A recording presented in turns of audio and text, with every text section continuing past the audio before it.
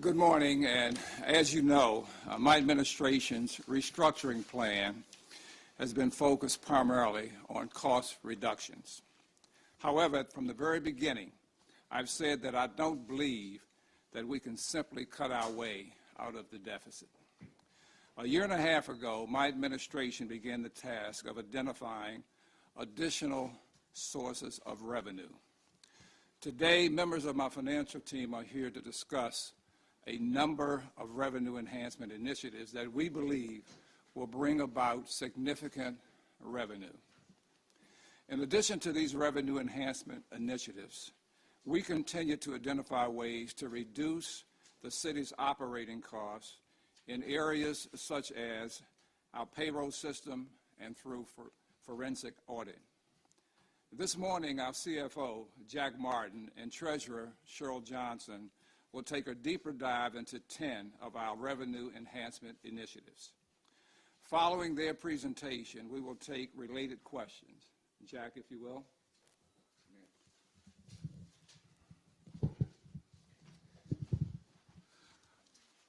Thank you, Mr. Mayor, and good morning, ladies and gentlemen. As the Mayor just stated, the city cannot correct its financial problems by simply laying off employees and cutting expenses. There comes a point where those kinds of cuts will impact city services, and we don't want those city services diminished. We have revenue issues and structural issues that we must correct.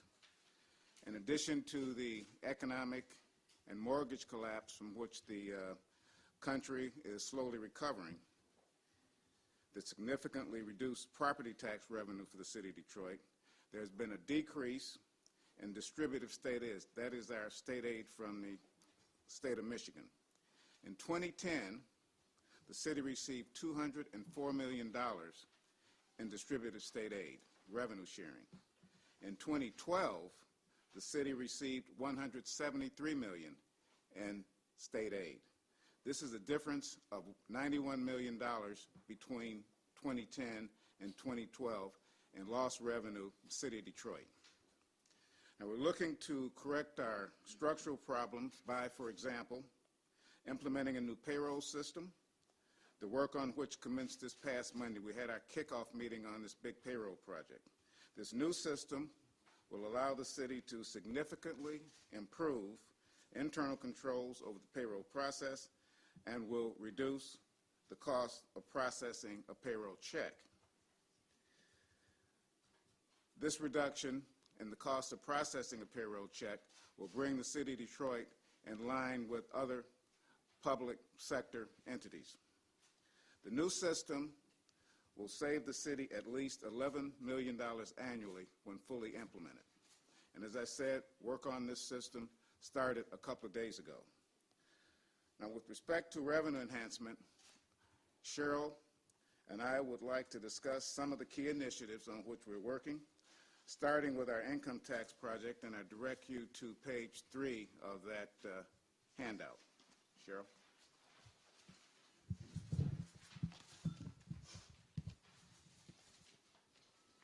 Okay. We are currently looking at a multi-pronged approach to enhancing income tax revenue. We've been concentrating on collections from non-filers. This includes business and individual non-filers.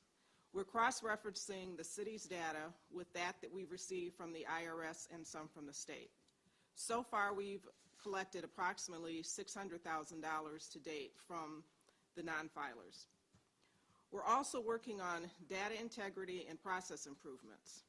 We've been working with CompuWare and Chase to automate the data collection within the current income tax system.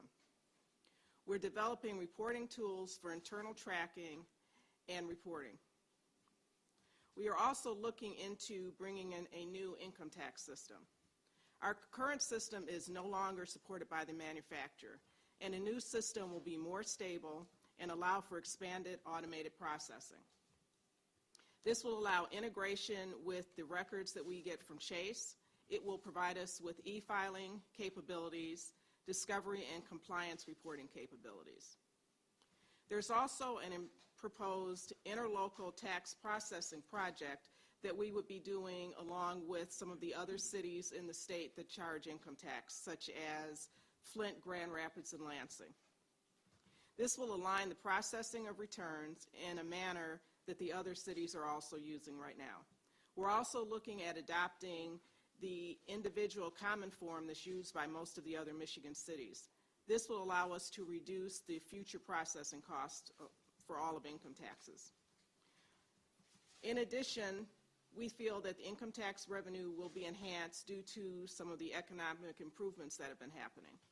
The unemployment rate in the city has declined, which will result in an increased tax base. We have more businesses relocating to the city and expanding, which will grow the tax base, and our corporate income tax rate has been increased from 1% to 2%. Overall, year-to-date, income tax collections have increased almost $9 million from where we were at this time last year. Okay. Back to Jack. Ladies and gentlemen, I would direct you to page 7 of the handout. It's the Building, Safety, Engineering, and Environmental Department initiatives. We are aggressively pursuing businesses that are operating in the city without the proper licensing or permits.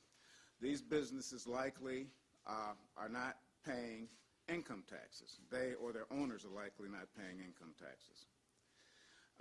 We're also more aggressively enforcing our blight ordinances, issuing tickets to violators. I think many of you may be aware that we recently had a project where we padlocked 3 businesses that were operating within the city of Detroit without the appropriate licenses. Commencing in January, we will be expanding this initiative. There will be teams working throughout the city to identify businesses that are operating without the proper licenses. Enforcement actions will be taken which could result in those businesses being shut down if they don't pay the appropriate taxes or license fees. Now, for this work, to date, we have collected $1.7 million, had a $1.7 million increase from for the first 4 months of the fiscal year in 2012 versus 2011. We're estimating that we will collect a total of $3 million for the first 4 months, or for the year, comparing 2012 to 2013 fiscal year. And I would stress that the estimates we're using are very conservative estimates, so we think we will hopefully do better than we are including in our forecast. Tax amnesty.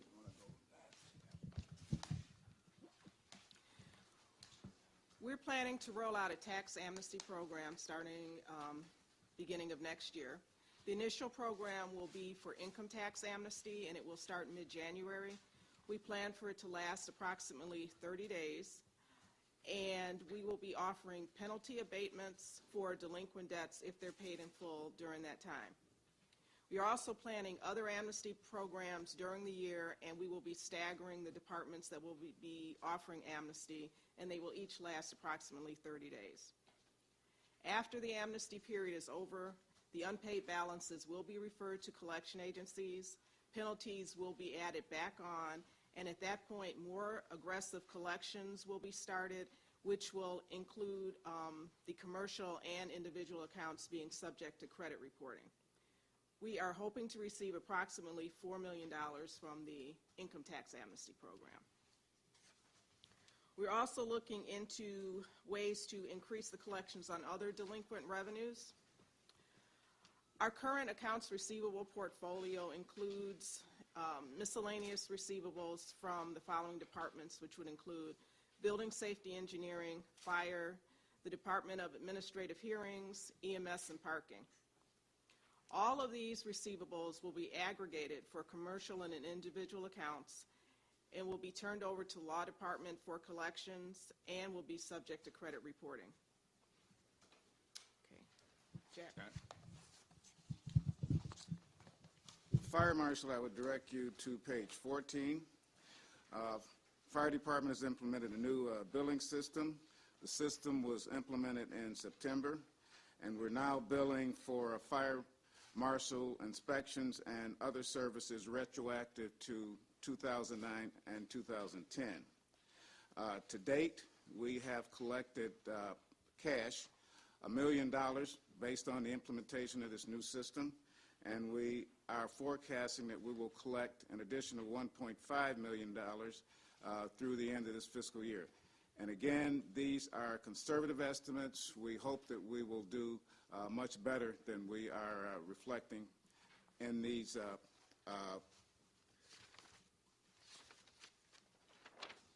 charts. Cheryl, airport. In order to get on top of all of the delinquent collections for airport, we have gone through and done a review of the contract and or lease for each of the delinquent customers. All of the actionable delinquent accounts will be transferred to the law department, and the ones that will not go to the law department will be turned over to collection agency for possible recourse. In addition, we have made sure now that we are timely billing all current customers so that we can mitigate any future collection risk. And we estimate that the impact of this over the next year will be about $300,000 for airport.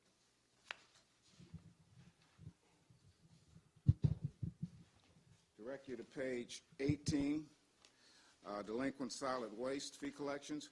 Our focus in terms of delinquent solid waste collections presently are on large landlords and nonprofit organizations that have not been paying their solid waste fees. We will have focus in coming months on individual property owners who don't pay their solid waste fees. We believe that approximately 70% of city residents are paying their solid waste fees, 30% are not. We plan on going after the 30% that aren't paying. We expect or estimating that we will collect from the solid waste initiative $1.5 million for this current fiscal year. Direct you now to page 20, asset sales. We're currently negotiating to sell the Veterans Memorial Building and a couple of other properties that I am not at liberty to speak of right now, but we anticipate that the proceeds from the sale of these assets will approximate $7 million. We are in the process of identifying our fixed asset registers so that there may be possibly other properties that will be disposed of to raise additional revenue. I direct you now to page 22, Medicaid expense recovery activities. The Department of Health and Wellness provides services to Medicaid-eligible recipients. These Medicaid-eligible recipients the services provided can be billed to the state of Michigan. The services provided have not been appropriately billed since 2008. So we have what we call cost reports that we've submitted to the state of Michigan, and these cost reports indicate that the state would owe us about $7 million for the services performed. We're negotiating with the state. We have to document what was provided before the state will pay. So we're negotiating, working with the state now, and we're estimating that we will collect about half of that $7 million.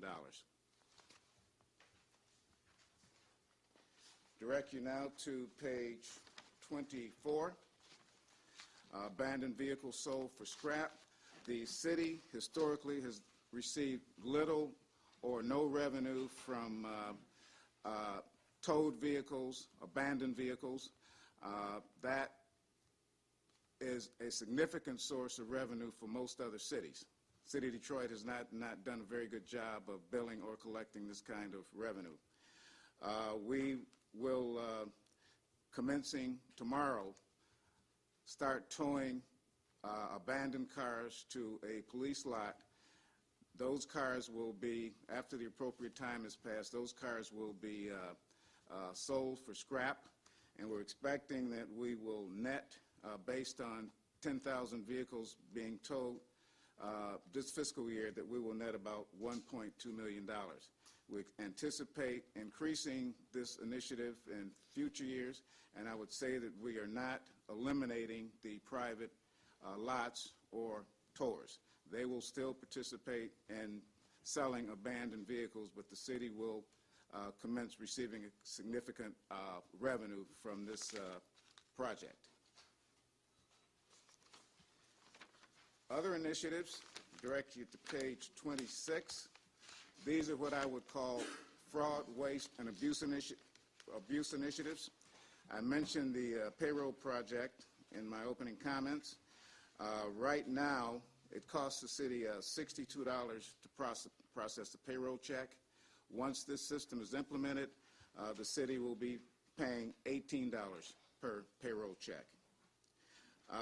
This system will increase efficiency, increase our internal controls, provide better service levels for our employees, and enhance our payroll reporting capabilities. Dependent verification audit. Starting in January, we have retained the services of a contractor who will be auditing all of our health insurance programs to ensure that there are no ghosts on those participating in those programs, and ensure that any person for which the city is paying health insurance claims is eligible to receive those claims. We expect in most cases when an audit of this type is done, several $1 million will be recovered, so we're estimating that we will recover or save the city $5 to $7 million based on the work that the contractor will be doing. Going now to a workers' compensation audit. This is a third party to perform we've hired a third party firm to perform a workers' compensation fraud audit. Should include a review of open indemnity claims, approximately 45% to 50% of the open claims percent. We'll be reviewing all relevant parties, including claimants, witnesses, physicians, and legal counsel. Workers' compensation process improvement review is set to commence January 2013, and as I said, this contract has been awarded, so we will be on track for possibly obtaining the savings resulting from this audit. And that, Mr. Mayor.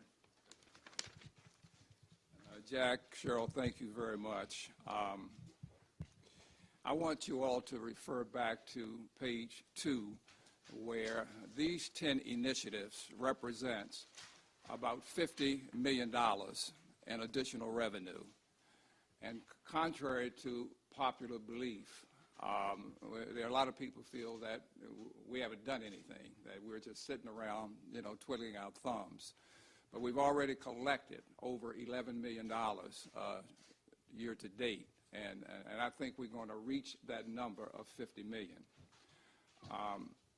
Before we take any questions, I want to congratulate Cheryl and the other members of the financial team. Most recently, they've received a very prestigious Certificate of Achievement Excellence Award in Financial Reporting. This award is presented by the Government Finance Officers Association of the United States. It represents the highest standards in government accounting and financial reporting. And I just want to thank you, Cheryl, and your team, and the support that you're getting from Jack, our CFO, because once again, I think there's a sea change in some of the things that we've been doing in terms of trying to right this ship.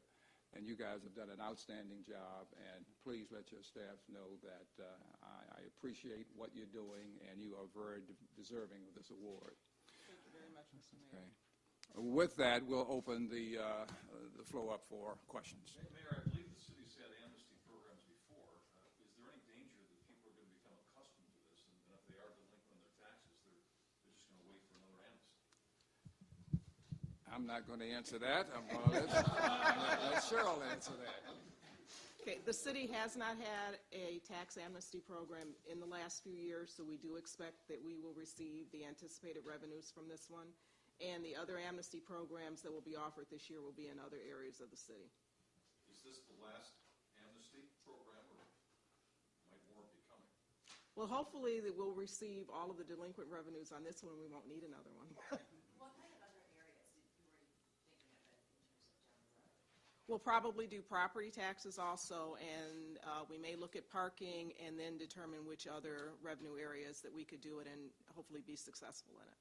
What do you anticipate that would be revenue-wise, or do you know yet? For the income tax, we're estimating approximately $4 million, and we need to look into the other areas before we can put out a number for those.